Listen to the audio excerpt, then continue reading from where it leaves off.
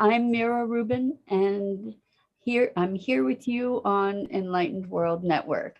And today's topic is surrender. So surrender means to give up, relinquish control, relinquish authority, perhaps. And how does that work with spiritual surrender? So we get to talk about that today. Should be interesting, as always. I love these conversations with you. But before we get started, let's take a minute or two to get present. So let's take a deep breath in through your nose and hold it. And imagine clean, crisp oxygen flooding your lungs, flowing into your bloodstream, nourishing all your cells, all your organs, and bringing vital life energy to your body and being. And as you exhale any tension, stress, negativity, fatigue. And now let's take another deep breath in through your nose and hold it. This time, imagine brilliant, bright light lighting you up from the inside out, illuminating, electrifying, and energizing all your cells, all your molecules, all your electrons, creating this brilliant beam of light from your heart out into the world. And as you exhale any remaining tension, stress, negativity, fatigue. And now let's just gently press our palms together and very, very softly rub your fingers against your palms to feel the deliciousness of that sensation and the tickling, the tingling, and allow that sensation to bring you present right here, right now, into this remarkable body, this remarkable physical form that enables you to experience life.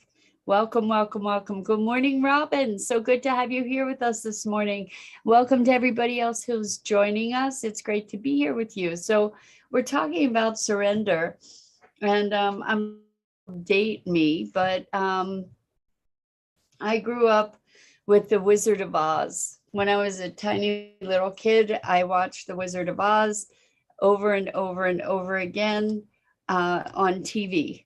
You know, it was, in fact, it was before the days of DVDs or CDs or videotapes, and it would come on every year, and I would watch it every year for years and years. So I'm sure, at a very formative age, so I'm sure it has impacted my psyche in ways as yet to be discovered.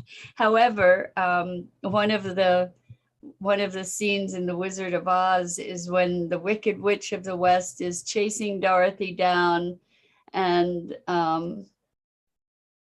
she says, "Surrender, Dorothy." And what it emblazoned in my awareness or beingness or whatever is giving up. You know, it was like, give up the fight.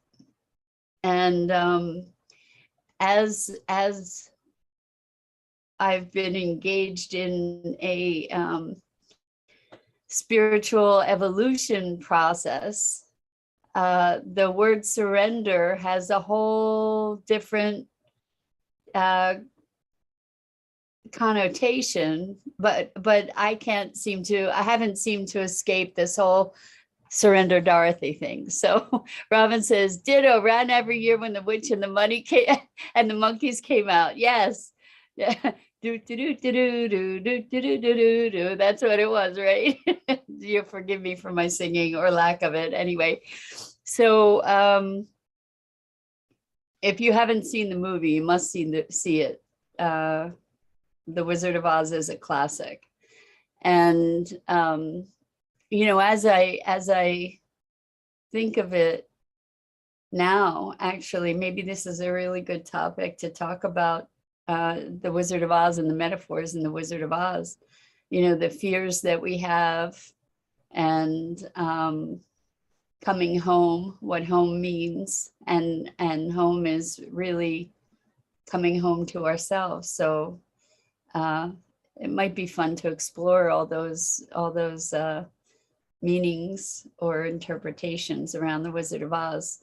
Anyway, and looking outside ourselves for solutions, for salvation. Anyway, when we think about surrender, you know,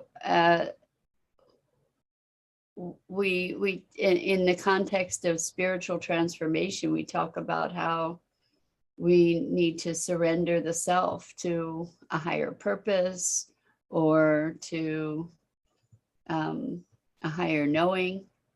And so what does that mean? And of course, you know, I did my nerdy thing this morning, which was look up the definition of surrender. So, and it usually has that connotation of giving up. That's not necessarily an elevated kind of connotation. So it says to yield something to the possession or power of another, deliver up possession of, on demand or under duress. So that's part of the definition. For instance, to surrender the fort to the enemy, to surrender the stolen goods to the police, for instance, to give oneself up as to the police. Good morning, Gia. So good to have you here with us this morning. We're talking about surrender. And then to give up, abandon, or relinquish. And the examples are comfort, hope, etc. To yield or resign an office or a privilege in favor of another. To give oneself up as to the power of another, submit or yield. So all these definitions of surrender are kind of in a context that is not the most empowering, right? But when we talk about sweet surrender, or we talk about surrender to a higher power, we are giving up the fight to maintain our separation, right? Isn't that what that's about? Like that we're yielding to something that is more expansive than what we have access to otherwise. You know, we're surrendering our ego or our individual identity, for instance, our definition as separate to find union with something broader and greater. Robin says several areas of the movie talking about the Wizard of Oz. Maybe I will talk about the Wizard of Oz tomorrow. Maybe you'll help me have that conversation tomorrow, because I think I never really looked at all the metaphors in it. And, you know, it was such a formative thing in my life. So it'd be fun to explore it. So several areas of the movie scared me as a young child. I'm unable to watch scary, violent movies even today. Well, there were some really scary parts of that movie. The monkeys, the flying monkeys going to hunt down Dorothy was really, really scary. And the Wicked Witch was really, really scary. I'll get you, my little pretty. And your little dog too, right? This is just scary, terrifying. For those of you who haven't seen The Wizard of Oz, that was a spoiler alert. Anyway, or it was a spoiler. Anyway, so Gia says, my favorite topic, surrender. Oof, what a relief sometimes. It's tough initially, but when you understand it, totally, you would love this state of being. To be able to surrender in itself is such a higher state. Well, I love your comment. What a relief sometimes. So when we finally let go of trying, to fight things, when we finally decide to go in the direction the river is flowing, rather than swimming upstream, then we can have a beautiful ride, right? And so it's just so interesting. Like for me, Robin says, I am an empath. You know, Robin, I believe you, and I know that I am quite empathic myself.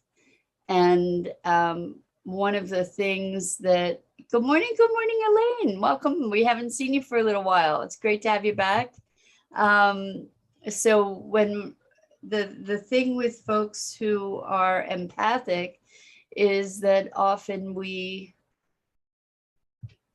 experience, we tune in to other energies around us. And I know as a kid, for instance, I would do that without recognizing and realizing that what the emotions that I was experiencing weren't originating in me, that I was sort of picking up what was going on around me. And I have to say that and this is contemporary right now, even right today, one of the most powerful things I have found to normalize my energy is the affirmation, I'm me and only me. It doesn't mean that I'm not connected with other people. It doesn't mean that I'm not part of a greater whole, at least in my speaking of it. It doesn't mean that. What it means is that my physical experience, I'm allowing my physical experience, my psychic experience to be reflective of my own field. So for instance, like I'll get aches and pains that are just so random. And when I presence myself to I'm me and only me, those aches and pains go away. And so it's a powerful, powerful thing for me to, it's like creating the integrity of my energetic field. And that way then I have the ability to sense into other beings, other experiences by choice, rather than being at the effect of all of that stuff glomming onto me in some way or another. So Elaine says, loving the practice of surrendering all that no longer serves love, the one true self. Yes. So with this conversation of surrendering, what we're talking about, or where my challenge, my personal challenge has come from, and this is why we were talking about the Wizard of Oz, is because surrender always, for me, had the association of giving up. And somehow, for me anyway, just me, this is not necessarily so for you, the notion of giving up is not the same as the notion of letting go or expanding to include. And giving up in my association has had to do with resignation, being resigned, resigning, abandoning a fight, for instance, and I don't mean a fight, but maybe abandoning a cause or an intention or whatever. And so this notion of surrender in the context of spirituality, it makes sense, as it is giving up the fight. Stop fighting. Just allow yourself to open and expand and be present, right? And instead of fighting, let go of these ideas that keep us separate. So Elaine says, yes, that seems to be the beginning stages of awakening to what surrender is not. And then we remember what surrender is for me. Exactly. So there's a place where when we let go of the resistance, that's really what surrender is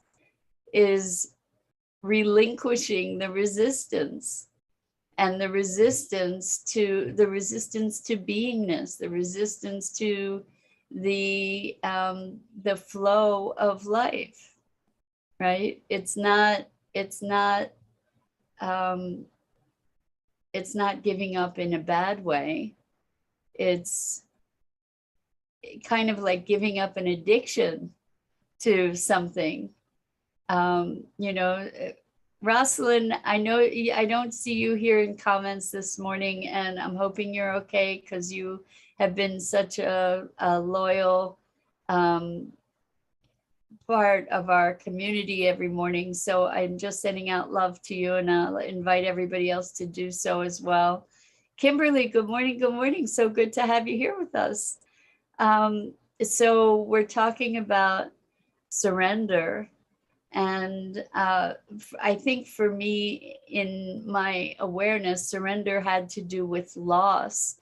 And the interesting thing is that when we think about spiritual surrender, rather than loss, it's expansion, right? It's like letting go of the things that are keeping us limited and bound and separate, and to allow ourselves to go with the flow of life. So Elaine says to allow what is to be and no longer resisting it. And once the inner standing, oh, I love that, is complete, the program dissolves. It's no longer needed. Exactly, exactly. So when we allow ourselves to relinquish the fight, you know, the resistance, really, when we stop resisting, then life will carry us in a very, very different way. Ah, there you are, Rosalind. Okay, so great. I'm so glad you're here. And thanks for chiming in. Welcome, welcome. So, and just so you know how appreciated you are, all of you. And anyway, so surrender. I think it's so interesting how that movie, The Wizard of Oz, with Surrender Dorothy, that was written in the sky in the movie, Surrender Dorothy. And that was kind of the connotation. So Elaine says, oh, I love The Wizard of Oz. It was my favorite movie as a child. It didn't scare me, though. I thought it was fascinating. I thought it was fascinating. I watched it over and over and over. That's what we're talking about too. So did I. It shaped me. And the same for Rubin, and who knows how many of the rest of us, you know, grew up with The Wizard of Oz. So maybe tomorrow we get to talk about The Wizard of Oz, because like I said, I never really looked closely at all of the metaphors in it and the messages in it, and certainly it shaped me very, very dramatically. But anyway, the Surrender Dorothy thing was like, never give up, you know, like I that's where my response came from. And it's really interesting to look at that in the context of the fight of the ego, you know, our righteousness, and I'm not vilifying the ego. I think what we get to do is to befriend the ego, but in its less elevated expressions, you know, where the ego's righteousness is insisting upon upon maintaining our separateness, you know. It's interesting when we look at this whole notion of surrender, right? And how it plays with our will, because it's kind of a paradox, because it is an act of will to surrender, yet it defies the will in itself, right?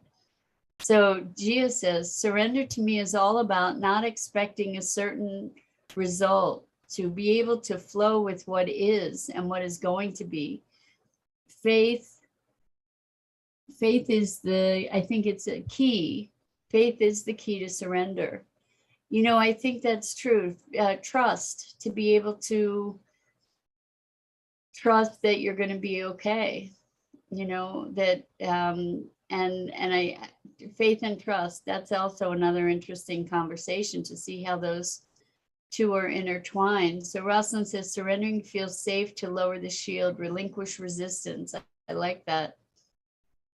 Yeah, so the relinquish resistance, that's really what I see in terms of the positive aspects. You know, if we're going to look at spiritual surrender, then that's really what we're looking at, is relinquishing the resistance. And that's what we talk about when we talk about presence anyway.